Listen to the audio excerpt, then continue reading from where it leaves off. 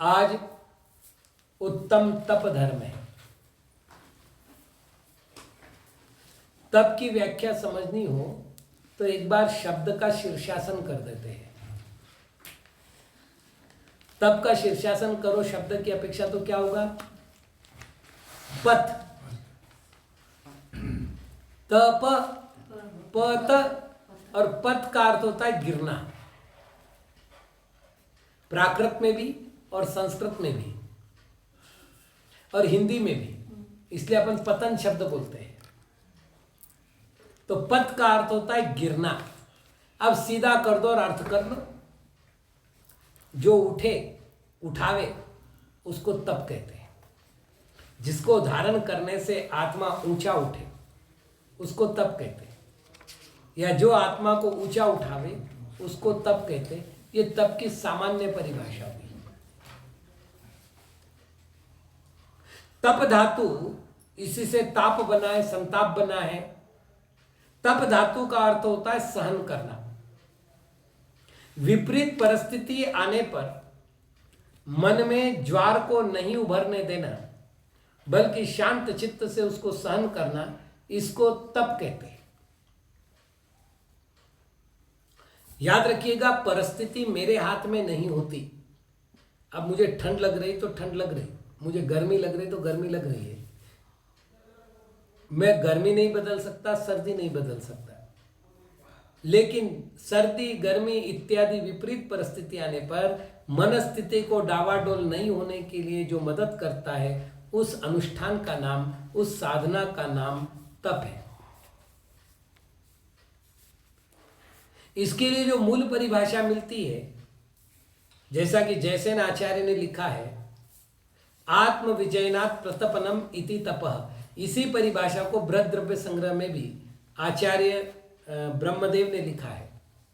आत्म विजय प्राप्त करने के लिए जो क्रियानुष्ठान किया जाता है, जो सहन किया जाता है, उसको तप कहते हैं। तप दो प्रकार के हैं, बाह्य तप और अंतरंग तप। बाह्य तप तभी तप है जब वो अभ्यंतर में विशुद्धि के कारण बनते हैं। इसलिए एक बहुत अच्छी चर्चा बता रहा हूं मैं आपको। उपवास किसे कहते हैं? तो आचार्य सोमदेव महाराज ने यशस तिलक चंपू का 8वां जो आश्वास है ना, अधिकार, उसमें एक लक्षण दिया है। कषाय विषयाहार त्यागो यत्र स विधीयते उपवास सविज्ञेय शेष लंघनकम विदु। जिसमें कषाय का त्याग हो, विषयों का त्याग हो और आहार का त्याग हो, उसको तो तुम उपवास जानो।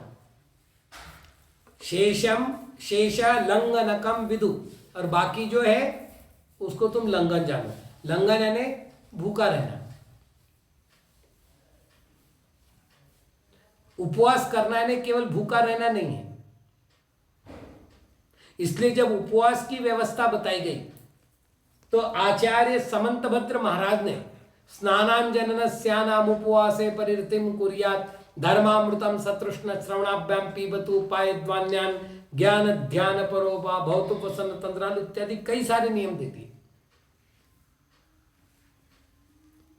यानी बाह्य तप तब है जब वो कषायों का निग्रह करते हो। बाह्य तप तब है जब वो मन का निग्रह करते हो, इंद्रियों पर विजय प्राप्त करते हो। जब तक ये नहीं होता तब तक उस तप को बाह्य तप नहीं कहा गया।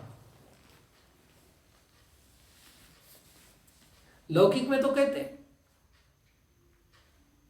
आज उपवास है, अब वो आर्त ध्यान कर रहा है तो भी उपवास है, आरंभ कर रहा है तो भी उपवास है, भोजन नहीं किया ना, चतुराहार विसर्जनम उपवास है, इतना लक्षण कर दिया।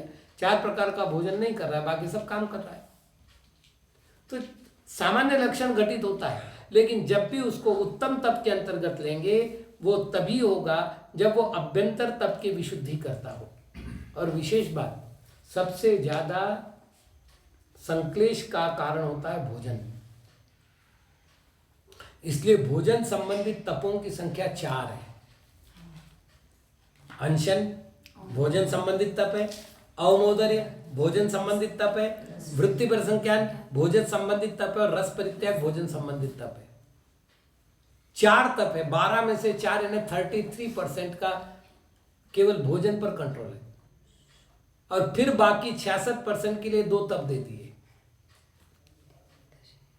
एक तो बोले जन संपर्क छोड़ो, विविक्त शय्यासन, और शरीर को ढालना सीखो, काय क्लेश।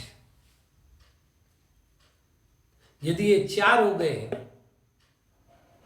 तो बाकी के लिए सरल हो जाता है, और बड़ा कठिन है, क्योंकि अनादि काल की आहार संज्ञा का उदय बार बार मेरी प्रवृत्ति को उसी आहार में ले जाता है। तो ये 6 प्रकार के तपों में से 4 एक एक का बंटवारा किया अपन ने। अब रही बात अंतरंग तपों की चर्चा। अंतरंग तपों में भावों की प्रधानता और क्रिया की गौणता है। वापिस एक बार, बाहरी तपों में क्रिया की प्रधानता, भाव का गौणत्व है। समझ लेना, उपवास में कब करता हूं? जब रोटी के प्रति आसक्ति कम होती है। उपवास से अच्छा, एक और समाज में क्या गलती मालूम है? जो उपवास करे वो बड़ा तपस्वी, जो एकासन करे वो उससे छोटा तपस्वी, जो वृत्ति प्रसंज्ञान करे वो उससे छोटा तपस्वी, जो रस परित्याग करे वो उससे छोटा तपस्वी। जबकि सच्चाई उल्टी है। उपवास करने से ज्यादा कम खाना है, कम खाने से ज्यादा मेहनत पड़ती है वृत्ति प्रसंज्ञान में, वृत्ति प्रसंज्ञान से ज्यादा परिश्रम पड़ता है रस परित्याग में। आप सोच कर देखो, मैं चौके में गया हूं, मेरे बगल का साधु शटरस खा रहा है, आंखों से दिख रहा है मुझे,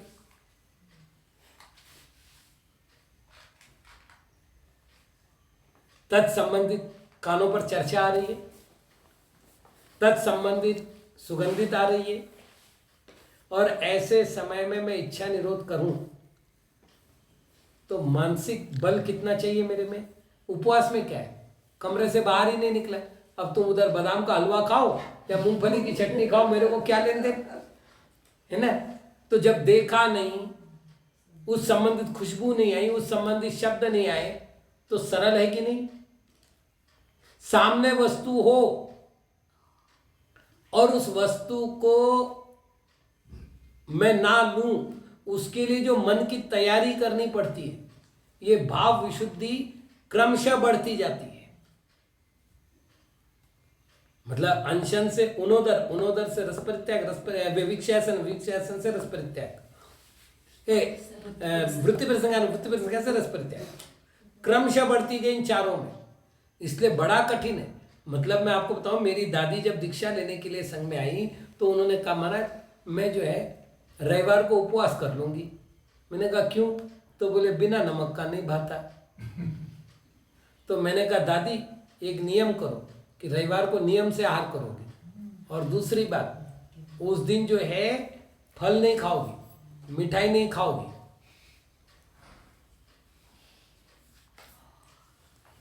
मैंने कहा नियम करो, सब्जी रोटी खाओगी। वास्तविक रस परित्याग क्या है कि आप जनरल भोजन करो, उसका ऑप्शन मत ढूंढो।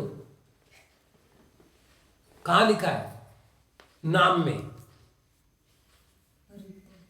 रस त्याग है कि रस परित्याग है? आप मुझे बताओ, सूत्रकार का काम क्या होता है?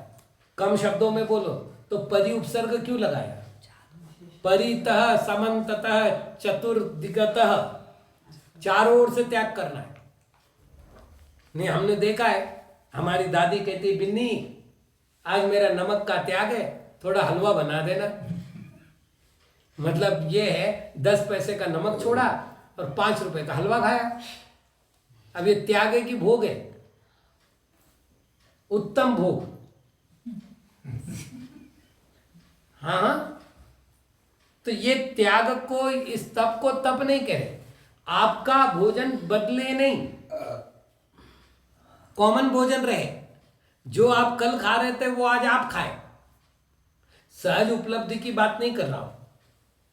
जैसे हमारे घर में भी कुछ ऐसे समय होते थे जहां पापा बाजार गए तो नींबू वगैरह लेकर के आए हैं, तो सब्जियों में नींबू डाल करके खाने की परंपरा थी, भले ही मतलब मिर्ची वाली जितनी सब्जी होगी उसमें नींबू जरूर होगा। तो रविवार के दिन भी खा रहा हूं तो कोई बाधा नहीं है, लेकिन चूंकि आज बिना नमक का खाना है इसलिए जवाकार चाहिए, नींबू चाहिए। हाँ महाराज, जवाकार चाहिए। क्या होता है? हाँ, नमक की क्वालिटी का एक खार आता है, क्षार, जवाखार। वैसे बड़ा खतरनाक है, हार्ट के लिए बड़ा खतरनाक है। नहीं, अभक्ष नहीं है, यह अभक्षार महाराज संघों में खूब चलता है। तो पहली बात है, अगर जवाखारी खाना है तो फिर नमक का त्याग करने कहा किसने? गलत बात। रोज भी फल खा रहे हो, नमक त्याग कितनी खा रहे हो? हाँ, फिर कोई बात नहीं, आप रोज खा रहे हैं, आज खा लो ना, कोई दिक्कत नहीं। अब कई लोग ऐसे, अब जैसे ये मिर्ची में नींबू मिला करके ले रहे, रोज ही ले रहे, आज भी इन्होंने लिया। अब वार का कोई मतलब ही नहीं इनको, अब रविवार को भी खा रहे तो खा रहे, उसमें अतिरिक्त आसक्ति नहीं है। तब हम आसक्ति घटाने के लिए कर रहे हो और उस दिन मिला करके खा रहे हो, नहीं उसके बिना तो भाएगा नहीं। तो भैया त्याग करने कहा किसने था? शांति से खा लेता। तो ये ध्यान रखना है कि हमको जितना इंद्रिय और मन के कंट्रोल से बाहर निकलना है, इसलिए संयम के बाद तप का वर्णन है। जब तक इंद्रिय आपके कंट्रोल में नहीं है, मन आपके कंट्रोल में नहीं है, आप कितने भी उपवास तापास करो, कोई मतलब नहीं है, गिनती हो जाएगी, लेकिन उत्तम तप नहीं होगा। उत्तम तप के लिए ये सारी अनिवार्य शर्तें हैं। तो यहां पर भाव है कि नहीं बेटा, बड़ी मशक्कत होती है, आप करके देख लो। छोटा सा नियम ले लो आज आप, कि मैं जो है कल जलेबी नहीं खाऊंगी। आपको नहीं मालूम कल क्या बनने वाला है, और कल कोशिश करना कि सामने जलेबी आती है। हमारा तो होता है ना। तो आप समझ लो कि जब ऐसा करते हैं तो उसके लिए कंट्रोल करना कितना कठिन है। हाँ, आज जलेबी कहाँ छोड़ दी मैंने, आज तो देखो इतनी अच्छी जलेबी बनी, कल छोड़ देता। तो ये एक बड़ी बात होती है, मतलब आपको मन से लड़ना है। तो भाव क्रिया दिख रही है, मन के भाव नहीं दिख रही है। अब क्या है, बोले शटरस का त्याग करके बैठे महाराज, ये तो प्रैक्टिस से हो जाता है। तो भैया प्रैक्टिस के प्रारंभ में क्या हुआ? प्रैक्टिस तो आप हुई ना, प्रैक्टिस के प्रारंभ में क्या हुआ? नहीं आएगा। जब तक भावों की विशुद्धि नहीं होती, क्रिया की विशुद्धि नहीं आती। बस इतना ध्यान रखना है कि बाह्य तप में क्रिया दिखती है, भाव नहीं दिखता। अभ्यंतर तप में भाव की प्रधानता होती है, क्रिया दिखती तो है, उसकी गौणता होती है। जैसे प्रायश्चित, विनय, अब कोई साधु अगर एक दूसरे की वैयावृत्ति कर रहा है तो दिख रहा है कि नहीं? वैयावृत्ति तप है कि नहीं? कोई साधु झुक करके नमस्कार कर रहा है, उसका विनय दिख रहा है कि नहीं? उसके बोलने में, उसके उठने बैठने में विनय झलक रहा है कि नहीं? ध्यान को यूं बैठा है तो दिख रहा है कि नहीं? स्वाध्याय कर रहा है तो पुस्तक हाथ में दिख रहा है कि नहीं? अभी कोई भी आएगा तो बोलेगा महाराज यहाँ बोलो मत, महाराज स्वाध्याय कर रहे हैं, तो दिख रहा है कि नहीं? तो पहली बात तो ये है कि क्रिया दिखती तो है, लेकिन क्रिया की प्रधानता नहीं होती, इसलिए इनको अंतरंग तप कहा है। और एक बात ध्यान रखना, तप जो है वो पावर देता है, तप कभी कमजोर नहीं करता। ये बड़ी गलतफहमी है कि कमजोर हो जाओगे, अशक्त हो जाओगे, असमर्थ हो जाओगे, कैसे काम चलेगा, शरीर चलाना है कि नहीं, बहुत गलत सोचते हैं। वापिस बता रहा हूं, तप पावर है। तप की जो ऊष्मा उत्पन्न होती है ना, आप देखो जो महिलाएं भोजन बनाती है वो इस बात से सहमत होगी कि जैसे ही चूल्हे से कुकर नीचे उतारा जाता है तत्काल खोला नहीं जाता, और यदि खोलने की कोशिश की तो उस ढक्कन को आप हाथ में पकड़ने की ताकत नहीं रख सकते। कारण जानते हो? जो ऊर्जा कलेक्ट हुई है वो उसको फेंकेगी। इसलिए पहले कुकर के वो प्रेशर सीटी को ऊपर करके उसकी गैस निकाल लेते हैं, और जब उसकी शक्ति कम होती है उसके बाद कुकर खोलते हैं। हाँ हाँ, उछल जाएगा। शक्ति है, भाप है, ये याद रखिएगा, ये बड़ी पावर है। तप के कारण उत्पन्न होने वाली जो शक्ति है वो बहुत बड़ा काम करती है। इसलिए तप की शक्ति को संभालने के लिए पहले संयम चाहिए। बिना संयम के तप करने वाले की शक्ति उसको पतन में ले जाती है। हमारे यहां क्रम व्यवस्था का बड़ा मूल्य है। खैर, अपन मूल बात करते हैं। तप एक शक्ति है। जिस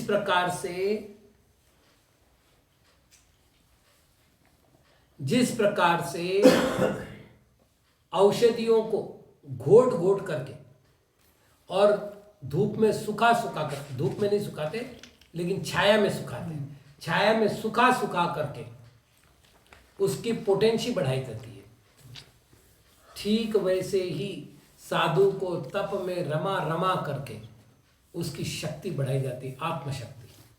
इसलिए साधुओं को हमने देखा, अरे हमारे गुरु महाराज तो 2004 से 2010 तक मट्ठा पानी लेते रहे।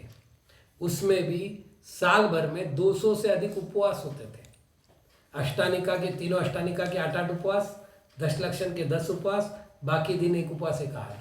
और कब 2 करेंगे पता नहीं। और उसके बाद भी हमसे ज़्यादा पावरफुल थे।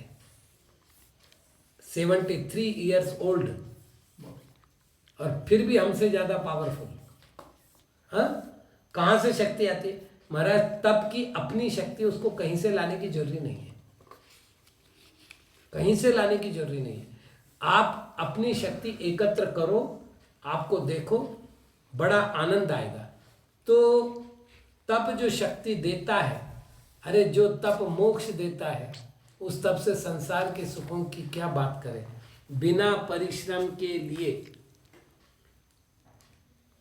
अब सुनंदा दीदी, सच आपको नहीं पता कि एकासन भी तप है क्या?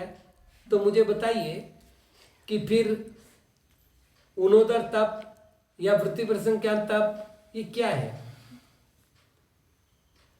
चलिए, मूल बात ये कह रहा हूं कि जो आत्मा जितना तप करता है उतना महान होता है। यदि वैदिक ग्रंथ भी देखो तो आपको मिलेगा कि वहां पर इंद्र के सिंहासन भी डोल गए साधुओं के तप के कारण।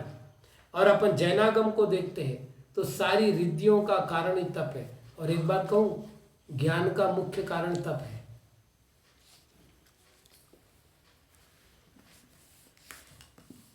सामान्य श्रुत ज्ञान तो किसी को भी हो सकता है, लेकिन विशिष्ट श्रुत ज्ञान, विशिष्ट मति ज्ञान, अवधि ज्ञान, मन परे ज्ञान, ये बिना तप के नहीं मिलता।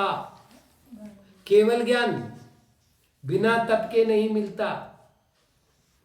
जिसने तप किया उसी ने अपने जीवन का उद्धार किया। इसलिए अगर आत्मलब्धि चाहिए, लौकिक समृद्धि चाहिए, तो हमें तप करना चाहिए। आज मात्र इतना ही। ओम नमः।